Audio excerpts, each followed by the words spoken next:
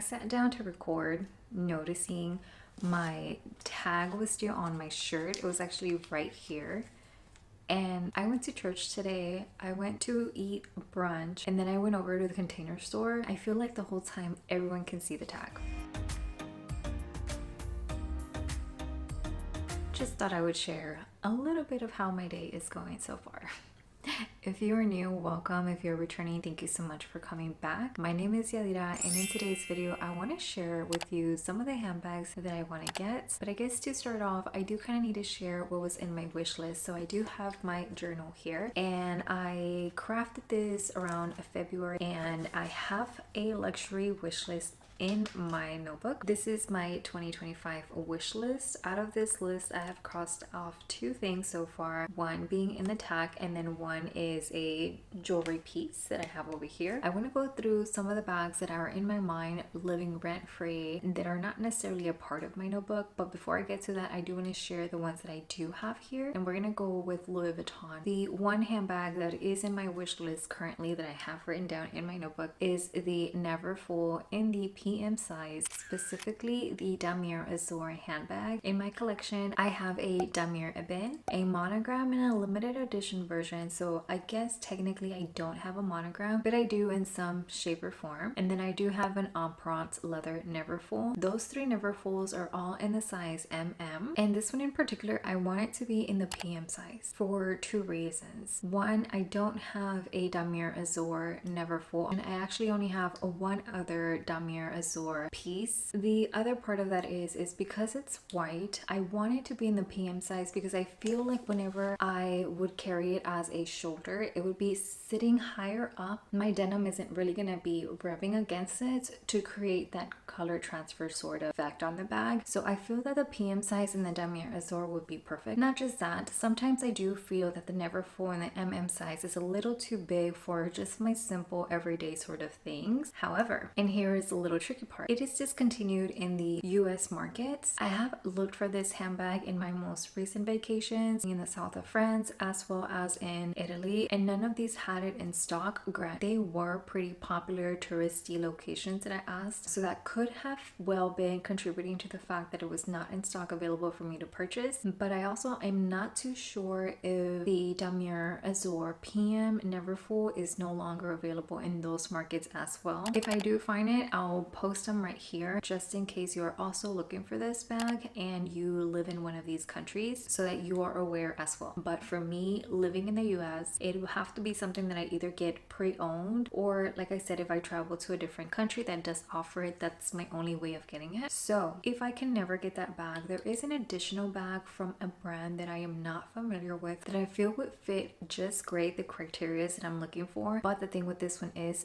that it has limited amount of stores within the US. I don't know the pricing. The pricing is not available on their website, and the bag that I am talking about is the Mini Anjou by Goyard. Because I'm looking for the Damier Azur, I think I would be looking into that white gray sort of combination that they have. At this moment, I have no idea what the pricing is, but I want to say it's maybe like 2,400 up to about 2,600 for that particular handbag. By looking at it in images, it looks a little bit smaller than the Neverfull in the PM size. So technically speaking, it would be a much more higher price point for a smaller handbag. Now the differences are that the interior of the bag for the Neverfull is a textile lining, whereas for the Mini Anjou is a reversible. So you can kind of either say that the interior is leather or canvas. The Neverfull is canvas by default in the exterior. Now Louis Vuitton does have these smaller Neverfulls that are reversible as well, but with one being discontinued and then the availability of the other being nearly impossible, I'm not sure which one I'm gonna get. If there is a tote style handbag that is very similar to either the Goyard Mini Anjou or the Neverfull in the PM size in a white Damier Azur or that white with gray, let me know down below so I can check them out. Sticking with Louis Vuitton just a little bit longer, I do have 5 more handbags that are sort of in my radar but are not necessarily in my pre-wish list that I had made. The first of those would be the looping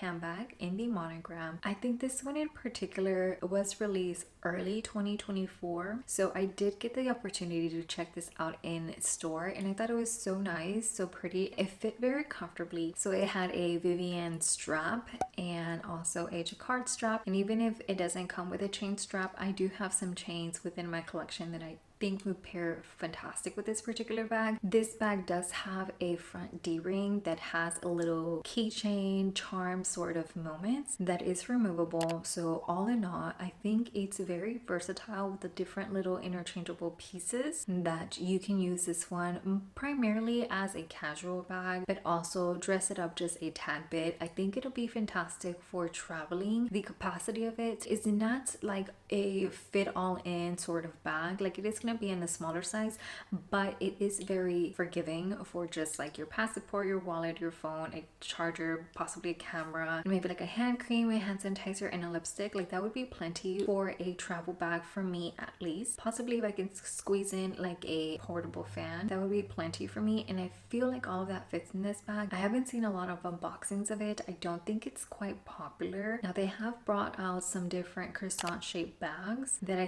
think kind of bypass this one in particular, and more recently they have like the cookie that's coming out. That one I feel probably has more capacity than the looping does. I do think that the looping is a good deal, at least one that appeals to me the most, because it is primarily canvas, and the bottom structure of the bag, it does not have any vachetta leather, so if you do sit it down anywhere and it flops over, it's not gonna get any water damage or anything like that. Now if it does flop over, the actual handle is in the vachetta, so possibly that could get some kind of damage of some sorts. And it does have a small little trim at the very top that is in the untreated vachetta leather. Now this isn't going to be your crisp tone of leather. It is going to be a pre-patinaed sort of vachetta that comes with the bag, which I find that is quite nice. The way the bag looked whenever I saw it, it looked great. It looked perfect. The other strap that comes with the bag is quite nice too. Like it's a nice sort of muted brown color. The interior of this bag was microfiber lined, which I thought was great. So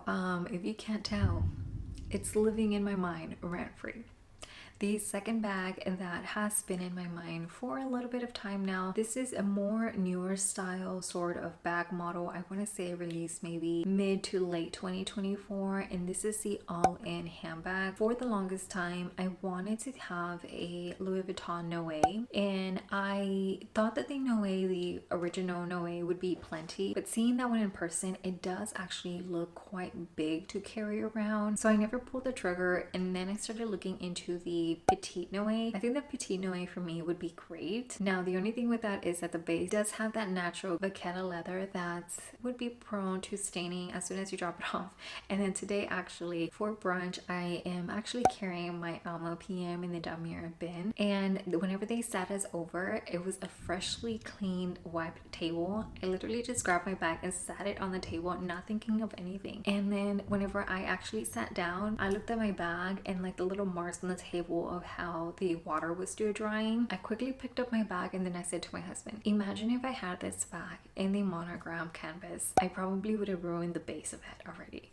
And that is something that I think about with the Noe, because I think I would get it in the monogram. And then more recently they did add stud feet details at the bottom, but honestly I don't think that's enough to rescue the base of the bag. Like it's still going to touch the surface, whether it's like in the center of the actual bag.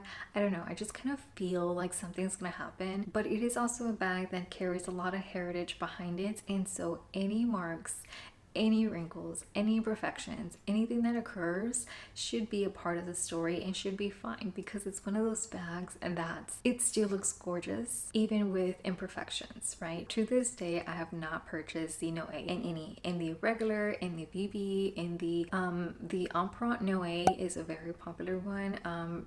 Does not really appeal to me the way the Petite Noe does, but the all-in bag is a little bit more forgiving whenever it comes comes to the concern that I have with the natural vacata, that is that the base doesn't have untreated vacata the way the Noe does. Now it does have a thick strap right at the top that is untreated, and that might be some concern, but at the same time I'm not really looking at it from that perspective. So I do think that the all-in is a better alternative to the Noe than the actual Noe would be in my collection. Now the Noe itself, it has that weight of history behind it, whereas the all-in doesn't, but the all-in has a little bit of more flexibility in the ways that you can carry it. If you tie in the clasp detail that comes inside of the bag, you have one look. It has a magnetic closure, so if you close that the other way, it's a different style of look. The actual strap or handle, it can be adjusted to be a short top handle or like a short shoulder, and I want to say it comes with an alternative strap that you can attach to create it as a crossbody. Now whenever you do it as a crossbody, that is going to be an overwhelming amount of natural vacata. I understand that, but all of that makes the all-in much more versatile compared to the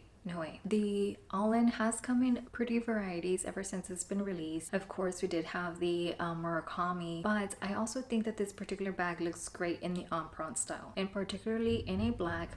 It's a little bit too subtle compared to the monogram, obviously, just the different tones, whereas emprunt's are a little bit more muted versus a monogram having that two different color variation that pops out the fleur-de-lis, the actual LV, the actual imprint itself. But on that note, I feel like the Alma BB might be small to where I would consider this particular model in the MM or even in a GM size. I think they do have a GM. And here is another bag that I'm going to introduce to you that I feel is going to make it into my collection before either of the two that I just talked about. This bag is the Chanel 25 bag. This to me resembles, like, all of these bags kind of look the same. So the Noe being in open buckets, the all-in being in open buckets. The Chanel 25 being a bucket style bag, yes, it does have a cinch enclosure very similar to the Noe. It does have a chain strap that is fixed, non-adjustable, and makes it much more similar to the Petite Noe rather than the all-in. And I feel like this one by Chanel is a little bit better because it does have those exterior pockets that you can kind of use your phone with for one side, and then maybe like a hand cream and a lip gloss on the other. Now I have heard that it is a little bit concerning that it does have pockets on two ends, because whenever you have the bag on your person, you're obviously going to be covering the two side profiles, one against your body and then your arm against the other side, and then the front side pockets, it's going to be fine because it's going to be within your immediate visibility, whereas that back pocket, it has a CC logo and it is a magnetic sort of opening, so someone could potentially pickpocket that backside, so that might be a concern of some kind. Now this bag in particular does not offer any bottom base support of any kind, like any stud detail, but neither does the all-in. Now the Petite Noe does, so that is one difference. Personally, on a bucket style bag, I do like the drawstring closure just the way you have it in the Petite Noe and in the Chanel 25. In all of these three bags, the interior is pretty much an open compartment. There is no like split divider, which to me is perfect, because I find that sometimes whenever there's a split divider, it's like in an uneven proportion, right? Like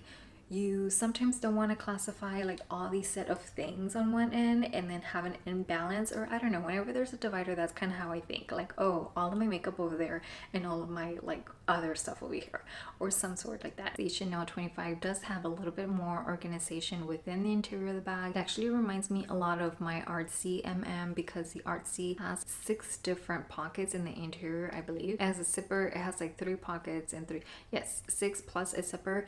And the 25, I think it has 2 side interiors and then maybe 1 side like a card holder sort of spacing, not like a full side slip pocket, and it doesn't have any zipper compartments that I know. I haven't had the opportunity to check out this bag in person, but honestly, I think that it's going to make it into my collection. For as much as I've been wanting a bucket style bag, this one in particular is not only just chic with just a little bit of hardware and that chain detail, and then it also has the outside pockets that you can utilize in addition to the interior. It has that drawstring detail. It seems to be a little bit better. At least that's how I'm seeing it. Now the only drawback is the price, Compared to the other two, it is most definitely more expensive. It comes in 2 different sizes that I am interested in. It comes in a small and it comes in a medium. The Chanel 25 in the small size starts off at $5,500. If you want any of the fabric, and then if you do want the leather version, $6,000. The fabric style of material for the 25 and the medium start off at $5,900, and then if you do want the all leather version in the medium, that'll be $6,400. Between the 2 different sizes, I don't think the price difference is significant. For example, if I do want an all leather version of the small, it'll be $6,000. If I want the all leather version of the medium, it'll be $6,400. So for the size difference, yes, $400 is significant. Like, it's a bigger price gap compared to, like, let's just say Neverfull MM in comparison to the Neverfull in the GM size. You know, like, that price gap is much smaller compared to these two by Chanel. Now, if I look at the all-in in the GM size, which would be a little bit more compatible to these two sizes by Chanel, basically I could buy 2 all-ins, or I can buy the Petite Noe and the all-in and be fine.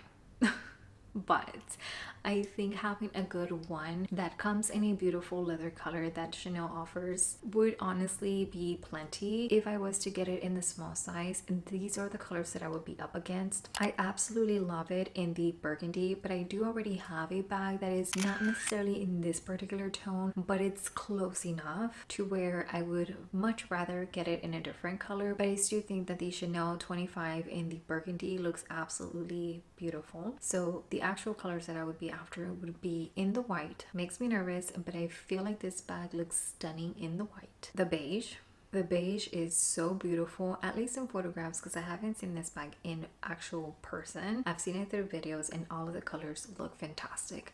The third color would be the light pink. I hear the light pink is very hard to even get to see in boutique to try on, so I'm pretty sure, like, for purchasing, it's gonna be like, no, you're out of luck. In the non-leather versions, they do have this one called Canvas. I want to say it's a dark gray color. I don't know if this would be more of a nylon sort of style, or if it's just like a denim sort of material. I don't know for certain, but this one in particular is $5,600 in the small size, so I would be interested in seeing that in person. I do like it in the light denim as well, and in that light denim color, I do like it in the medium too.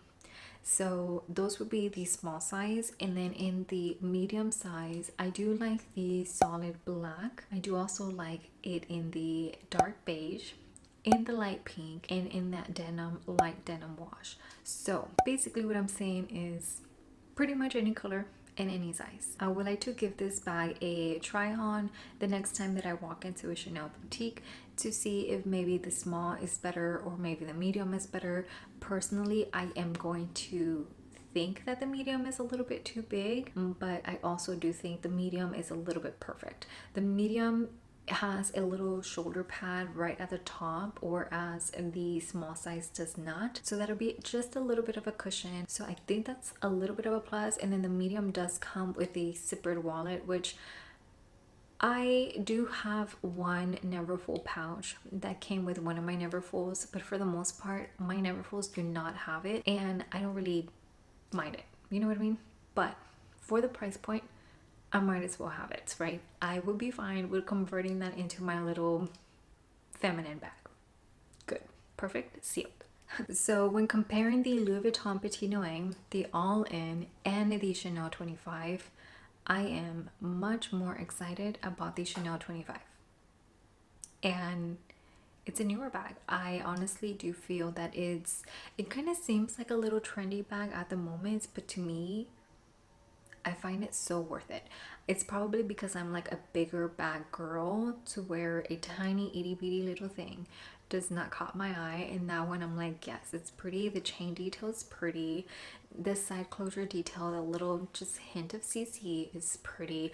I like it that it's in the aged gold hardware. It's just, it has a lot of prettiness that I will be 100% more willing to get that versus the other two by Louis Vuitton. So let's go back to Louis Vuitton, because I do have a little bit of more handbags, and the next one I'm actually going to compare it to one that I already do have within my wish list. So the Madeline by Louis Vuitton, nano size, and in the black color with the gold hardware, because it doesn't come in silver tone hardware that I know of. I think this bag is nice because it comes with a little small top handle that you can unclip the chain strap to wear it just as is, or you can absolutely put the strap on to wear it over the shoulder or crossbody. This particular chain strap has a little bit of a detail that I think it has like a little extender that you can remove and make the bag shorter for like a short shoulder moment, or if it allows you to do a crossbody at a good height, that's an option as well. I wouldn't get this bag for the chain, I would just get it for the actual bag itself. I like the way it looks. It's a little bit of a more of a nighttime sort of special occasion sort of bag because of that solid black empreinte that I would be looking at it on. Now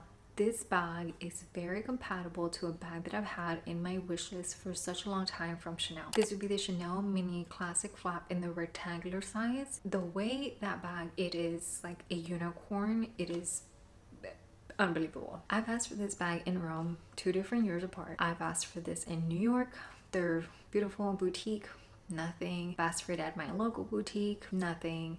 I've asked for it in Florence.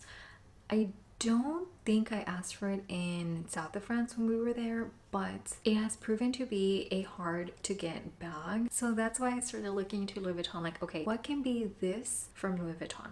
And I found the Madeline and I think it's nice. Now the inside of the Madeline has a center compartment that I'm not sure I'm a fan of, but with that particular detail, that center compartment in that small handle, it reminds me of the Mini Coco by Chanel that I also do like, and I have seen it and it was available for me to purchase, but I did not get it because of that center compartment, because I feel like the bag is itty bitty. That center compartment makes it even smaller. So I said no. I think that the empreinte is a little bit more forgiving, a little bit more stretchier, malleable compared to the lambskin that particular bag was on. So I feel that while it does have a center compartment, I can still put a little bit more inside, but I haven't asked for this bag whenever I've been in Louis Vuitton as of late. I've kind of just like looked at their display and whatever they have is kind of what I see. I don't really ask for any additional bags, and I don't think I've seen the Madeline in the nano size at a recent boutique that I visited to where it would have sparked my mind like, oh yeah, this one, can I see it? You know, that sort of thing. So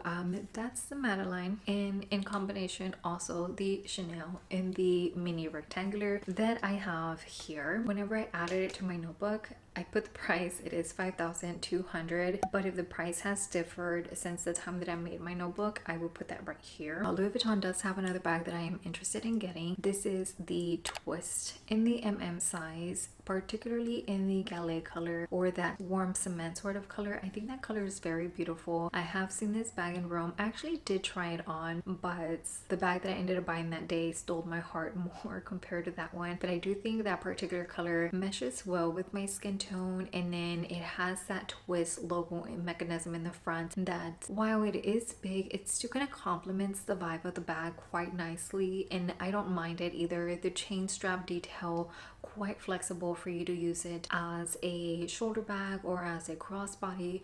I find that if I can find a bag that is versatile in the way you carry it, I'm gonna love it much more. Of course, if it's just like a fixed shoulder, you can always just carry a top handle just like the way the Neverfull is, so that's okay too. But when you give me options right from the start, it's a good combo. The construction of the Twist PM makes it a little bit more restrictive in the inside, like a little tapered to where the base is wider than the top. Now the base is not a flush base, it does have like a wave, a wrinkle or something that maybe a lip gloss fits down there. Your lipsticks can hang out in the base of the bag and everything else stacked over top of it. So I think that the size would be much better than the PM size. Now another thing, this one in particular, because the Twist does come in a variety of different styles, and that does include differences within the actual chain strap detail. This one that I am showing you, you can unhook that leather piece and hook it onto the bag, so it can be a top handle as well, kind of like your Coco handle by Chanel. And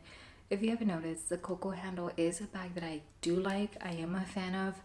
Not in the mini, I can do it in the mini, maybe in the small size, but that is discontinued, I believe. I saw it in store in the medium size and that thing is huge, but nevertheless, it is a style that I do like. So with the Twist, I can detach to attach it to the bag and have that third option within that particular bag. So at the price point that it is, it doesn't sound too like wow, because it's 3 bags in one per se. Altogether, you can remove everything and make it a clutch style of bag too. So I guess 4 in 1. But I find that you can't just search up Twist on the website. I mean, of course, all the other variations they have also pop up, but not so much the Gallet. Whenever I was looking for it for this particular video, it said out of stock. I looked at it a few weeks back and similar, so I don't know if it's either a popular color or just a bag that they're going to phase out. I hope not, because I feel like it's such a beautiful neutral that it just works. We shall see what happens. Now let's bounce over to Chanel, because I do have a little bit more to chat about from that end. Not a whole lot, because Chanel is way more expensive, and Chanel seems to be a place that whenever I walk in there, I'm a little bit more shy. Like, I don't want to disturb anybody by asking for all these bags that I'm probably not gonna buy, because if I ask for 3, that's well over, I don't know, like $12,000 in combination, you know what I mean? Bag number 2 from Chanel would be the Chanel 19. This bag is actually on my little notebook, and I have it on here in the dark beige color. First, I thought that I would want it in the black, but yes, it's useful in the black. Yes, it would be very versatile in the black. Yes, I won't have to worry about color transfer, but I think it looks better in the dark beige. Now, this particular handbag is around the same price point as the Chanel 25 in the medium. This bag retails for $6,600 US, so just a tad bit more. It does automatically come with a top handle detail, as well as that strap that you can use it over the shoulder or as a crossbody. For me in particular, I feel like this bag would be comfortable in either crossbody or in the shoulder, but I tend to wear the bags that are longer chain as a shoulder bag, whether that hits lower than a short shoulder, whatever. I don't really wear bags crossbody. The only bag within my collection that I am a little bit more consistent with wearing it crossbody is my mini bum bag, but that's kind of how you have to wear the mini bum bag. I mean, you do have the other options, but very comfortable in that way.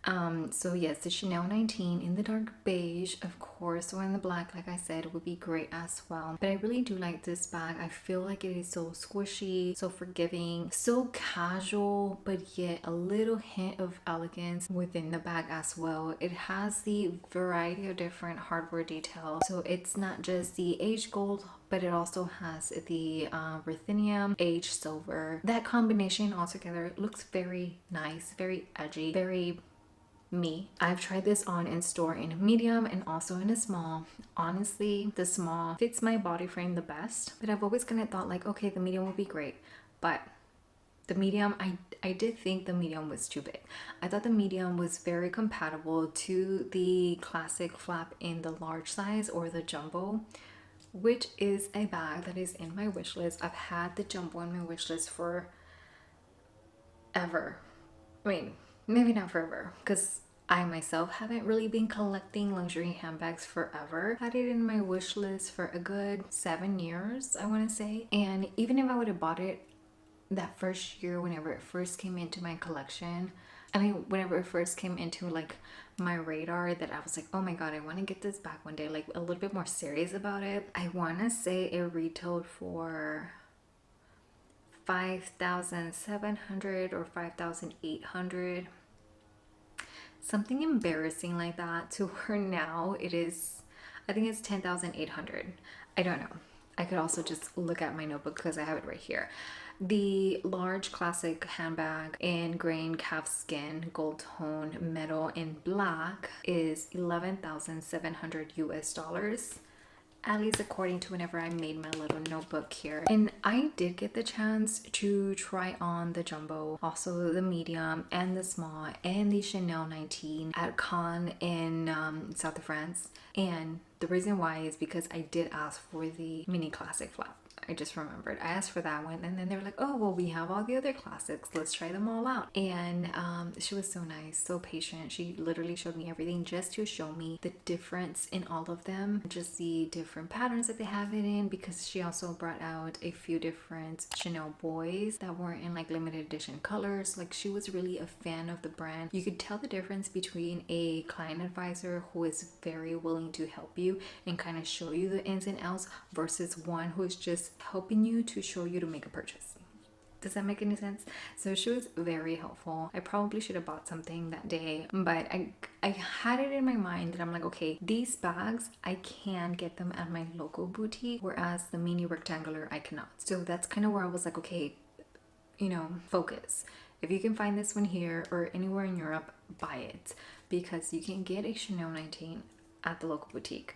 You can get any of the classic flaps at the local boutique. Now, a lot of people say that it's a little bit more hard to get a classic flap, but honestly, at this moment in time, I think if you were to go into the boutique and ask for a large classic flap, as long as they have it in stock, like actually in stock, they would be willing to sell it to you. I don't think they would be like, oh, like you don't fit the profile. You know what I mean? I think we're just in very different economic times to where if you do want it and you're serious about it, you can most definitely walk into the boutique and get it, no questions asked. So for me, the reason why I don't do that with large is because I could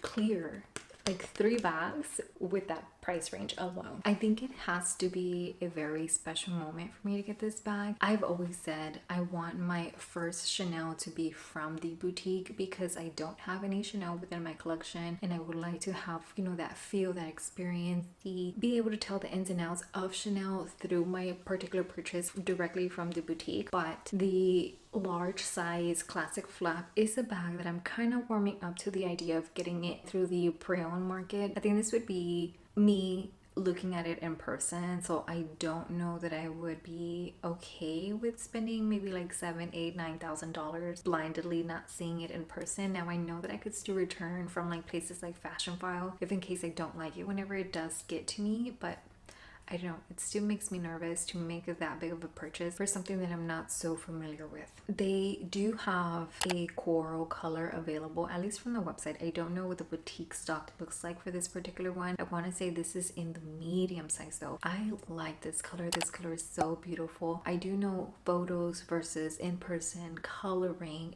differs, so I would have to see this bag, and particularly because of the price range, in person before just saying, yeah, I want to buy it. And I want to say that it will complement my skin tone quite nicely. I have yet to do a color matching test just to kind of see what works for me versus not, because I can love anything, but if it clashes with me and at a price point that's up there, I'd probably be a little bit heartbroken. Now I know if you just love something, just go ahead and buy it because you enjoy it much more whenever you do buy under those circumstances, rather than a more tailored sort of, you know, situation or deal. But that is where I stand with the large classic flap, and I guess now the medium, because that coral color, I don't think it was in the large size, because the price would be telling more of that 11,000 plus rather than the 10,800 that I mentioned. But I do have one more bag from Chanel, and this is it for Chanel, at least for the time being. This would be a Chanel mini flap bag